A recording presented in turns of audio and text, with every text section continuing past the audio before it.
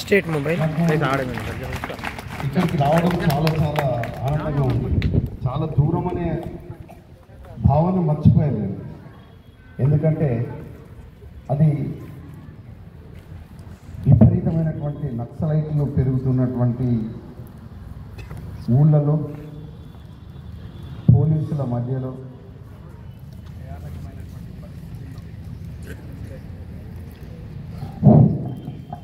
భయానకమైనటువంటి పరిస్థితుల్లో, పాఠశాల ఒక్క పూట నడిచేటువంటి పాఠశాలల్లో, కరెంటు లేనటువంటి పరిస్థితుల్లో, మట్టిలో మీ మాదిరిగా మీరే విధంగా అయితే మట్టిలో కూర్చొని ఉన్నారో అలాంటి మట్టిలోనే యూనిఫామ్తో కూర్చొని చదువుకొని మీ ముందుకొచ్చి మాట్లాడుతున్నటువంటి నాకు ఒక గొప్ప అవకాశం కల్పించారు గౌరవనీయులు మన పాఠశాల ప్రధానోపాధ్యాయులు శ్రీ గొన్నంపల్లి నటరాజు గారు. జనరల్గా ఒక స్కూల్లో కానీ కాలేజీలో కానీ అడ్మినిస్ట్రేటర్స్, హెడ్ మాస్టర్స్ ఎవరైతే ఉంటారో, అడ్మినిస్ట్రేటర్స్ ఎవరైతే ఉంటారో చాలా విజనరీ పర్సన్స్గా ఉంటారు అనేది నిజం.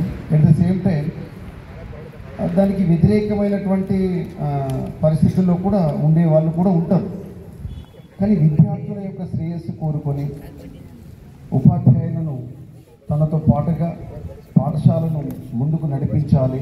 ఇక్కడ ఉండేటువంటి విద్యార్థుల్లో ఎక్కడి నుంచో మధ్యలో కూర్చున్నటువంటి ఒక పేరు తెలియనటువంటి విద్యార్థులు రేపు సమాజాన్ని నడిపించేటువంటి స్థితిలోకి రావాలనేటువంటి ఎక్కడో ఒక మూలన హృదయ లోతుల్లో దాగినటువంటి ఆ బలీయమైనటువంటి వాంఛ మన నటరాజ్ సార్ గారిది.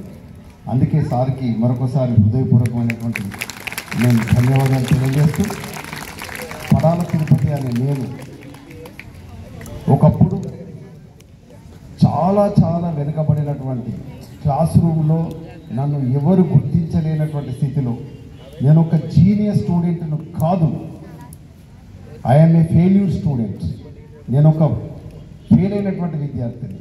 నాకు బాగా చదువు రాదు, నాకు బాగా రాయడం రాదు. మొదట నేను బాగా మాట్లాడలేను, స్టేజ్ దగ్గరికి వస్తే నా కాళ్ళు చేతులు వణికేవి.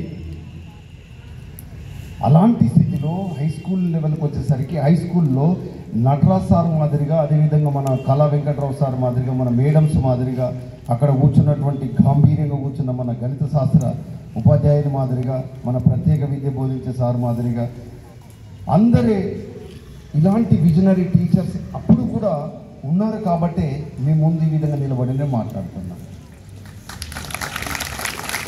నేను మాట్లాడుతున్నప్పుడు నా మైకు కానీ, నా కాళ్ళు కనబడుతుంది, నా చేతులు కానీ వణికినట్టు మీరు గమనిస్తున్నారా?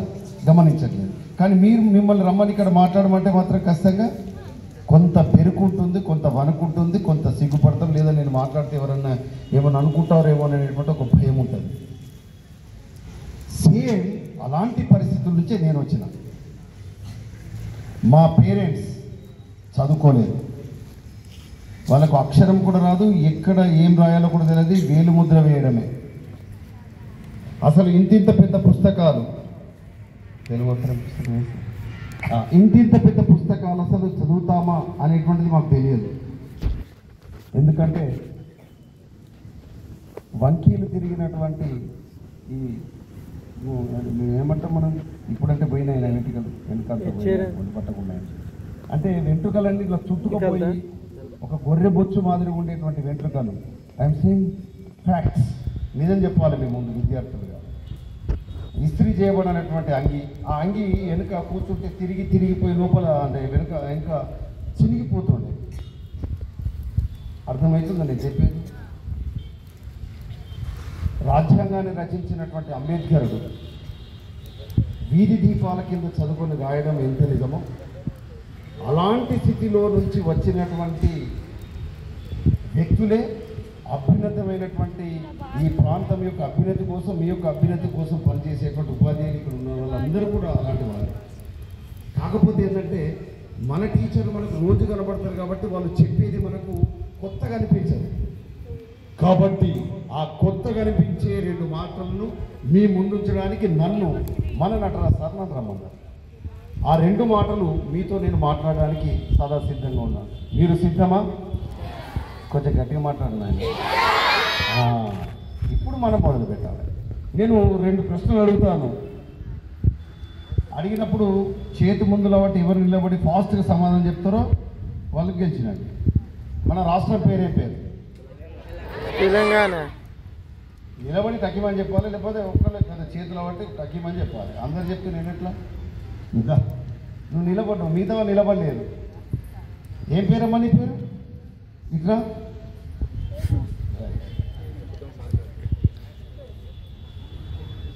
ఏం పేరు నీ పేరు? దుర్గా. దుర్గకి ఒక చిన్న ప్రైజ్ చూసిందా? మొదటి దుర్గ కష్టమని మనం అనుకున్నామా? అనుకోలేదు.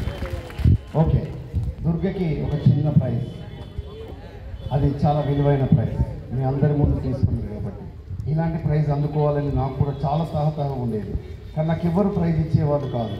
ఎందుకంటే మాట్లాడాలంటే ఒక పెరుగు భయం, నేను మాట్లాడితే తప్పైతే అందరూ నవ్వుతారేమోనని. మిగతా వాళ్ళకు కూడా అలాంటి భయం వల్లనే చెప్పలేదు.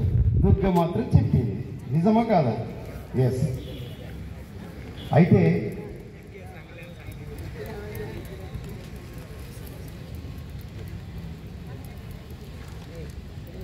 మూడు అంశాల గురించి మేము ముందు వస్తాను. మొదట మనం గుర్తుంచుకోవాల్సింది, రుణపడి ఉండాల్సింది ఎవరంటే అమ్మా నాన్నలు, తల్లిదండ్రులు.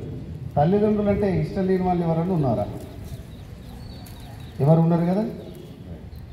ఆ తర్వాత గుర్తుంచుకోవాల్సింది, రుణపడి ఉండాల్సింది ఎవరై ఉండొచ్చు చెప్పండి? ఒక్కరు చెప్పాలన్నా నిలబడి చెప్పాలి. అరే రారా నాయన, నువ్వు రారా మిత్రమా, అరే నువ్వు సూపర్ రా, ఇటు రారా. ఇది ఏ class? 7th class. Very good. తర్వాత అంటే తల్లిదండ్రుల తర్వాత గుర్తుపెట్టుకోవాల్సింది ఎవరు? గురువు. ఏం పేరు నాన్న నీ పేరు? అజయ్. నువ్వు విజయ్ నీరా, వగ్గూరి అజయ్. చదువుకోబిడ, నువ్వు గెలుస్తావు. సో తల్లిదండ్రుల తర్వాత గుర్తుపెట్టుకోవాల్సింది గురువు. తల్లిదండ్రులు, గురువు. ఆ తర్వాత ఎవరిని గుర్తుపెట్టుకోవాలి? ఎవరిని ఒక్కరు నిలబడి చెప్పాలి. తప్పులేదు, తప్పైనా పర్లేదు. నీ పేరే పేరు? Very good. ఎవరిని గుర్తుపెట్టుకోవాలి? మిత్రుడు. అర్థమవుతుందా? మిత్రుడిని ఎప్పటికీ గుర్తుపెట్టుకోవాలి. అర్థమైందా? మిత్రుడిని ఎప్పుడు గుర్తుపెట్టుకోవాలి అంటే తల్లిదండ్రులు, గురువులు, మిత్రులు. రైట్. మీరే చెప్పారు కదా, మొదట మనం గుర్తుపెట్టుకోవాల్సింది తల్లిదండ్రులు, రుణపడి ఉండాల్సింది తల్లిదండ్రులు. ఇప్పుడు తల్లిదండ్రులు ఉన్నారు కదా, ఎవరైనా తల్లిదండ్రులు లేకుండా ఈ భూమి మీదకి వచ్చిన వాళ్ళు ఉన్నారా మన లోపల? నేనైనా, మన హెడ్ మాస్టర్ సార్ అయినా, మేడమ్స్ అయినా, ఎవరైనా లేరు కదా. అమ్మా నాన్న వీళ్ళకు ఎప్పటి వరకు రుణపడి ఉండాలంటే మనం భూమి మీద ఉన్నంత వరకు కాదు, కోట్ల కోట్ల జన్మలు ఎత్తిన వాళ్ళకు రుణపడి ఉండాలి. ఇంత మంచి జన్మను మనకి ఇచ్చినందుకు. ఎందుకు? ఇన్ని కోట్ల జీవరాశుల్లో తెలివైన, మాట్లాడగలిగిన, నవ్వగలిగిన, అర్థమవుతుందా, కొత్తవి సృష్టికి ప్రతిసృష్టి చేయగలిగినటువంటి సామర్థ్యం కలిగినటువంటి వ్యక్తి ఈ ప్రపంచంలో ఎవరు? మనిషి. కాబట్టి మనిషికి ఈ భూమి మీదకి రావడానికి కారణభూతులైనటువంటి అమ్మా నాన్నలకు రుణపడి ఉండాలి. ఉండాలా వద్దా? ఉండాలి. అమ్మా నాన్నలు మన కోసం పరితపించి, ఆలోచించి, ఎలాంటి కండిషన్స్ పెట్టకుండా గొప్ప వాళ్ళు కావాలనే ఒక మంచి ఆశయంతో మనల్ని ఇక్కడికి పంపిస్తారు. వాళ్ళు చదువుకున్న వాళ్ళై ఉండవచ్చు, చదువుకోని వాళ్ళైనా ఉండవచ్చు. పేరెంట్స్ చదువుకోలేరు కదా అని మనం చదువుకోవడం మానేయకూడదు. పేరెంట్స్ చదువుకున్న వాళ్ళైనా మనం అంతకంటే గొప్పగా ఉండాల్సినటువంటి అవసరం ఉంటుంది. అయితే అమ్మ పిల్లలను ఎంత ప్రేమిస్తుందంటే తన గర్భంలో రూపము తెలియనటువంటి స్థితిలో నుంచి ఒక రక్త మాంసం ముద్దగా మారినప్పటి నుంచి